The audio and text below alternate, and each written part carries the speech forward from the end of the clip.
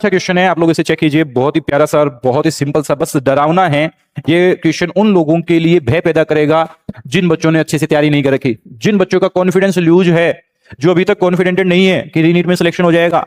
वो बच्चे ऐसे क्वेश्चन देखकर घबरा जाते हैं, क्योंकि एक तो एग्जाम का प्रेशर बहुत होता है और ऐसे क्वेश्चन होते लड्डू क्वेश्चन है, या ये कहूंगे लप्पू से सचिन, है ना, लप्पू से सचिन वैसा ये क्वेश्चन है।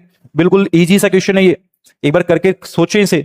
इसने पूछा है हमसे कि second ionisation energy of M पूछा है, could be calculated from other values. Second ionisation energy के लिए मैं यूं ना कह दूं कि m+1 gaseous gives to m+2 gaseous. ये इस प्रोसेस के लिए पूछा है। क्या ऊपर का ये ऐसा प्रोसेस आपको दिख रहा है? अगर दिख रहा है तो कमेंट कीजिए कौन से में है।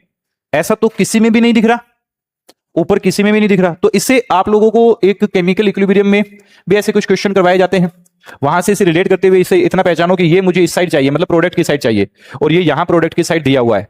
मतलब फिफ्थ को मैं कुछ भी नहीं करूंगा, एज इट इज रखूंगा, फिफ्थ इक्वेशन को कुछ भी नहीं करना। अब मुझे चाहिए m+1, और m+1 मेरे इन रिएक्शंस में से सिर्फ यहां दिया हुआ है, लेकिन वो दिया हुआ है प्रोडक्ट में, मुझे चाहिए रिएक्टेंट की तरफ m+1। दैट मीन्स मुझे इस रिएक्शन को अपोजिट करना पड़ेगा, और अपोजिट करते ही इसके आगे माइनस लग जाएगा। तो थर्ड जो रिएक्शन है उसके आगे माइनस लग गया। अब इन दोनों की रिएक्शंस को जोड़ के देखो एक बार कि इस साइड आ गया m+1 और उस साइड चला गया m। ये देखो एक इलेक्ट्रॉन, इस रिएक्शन को मैंने अपोजिट करके लिख दिया। इसको एज इट इज लिख देता हूं, क्योंकि इसको हमें कुछ भी नहीं करना है। अब इसका सम कर लीजिए बच्चों, टोटल सम कर लीजिए अगर आपको आता हो तो। रिएक्शन को सम कैसे करते हैं?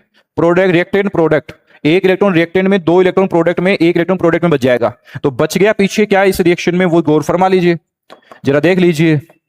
और यही तो आयनाइजेशन एनर्जी सेकंड होती है। मतलब इन दोनों रिएक्शन से ही आ जाएगा, मतलब आंसर जो है वो फोर्थ दिखेगा।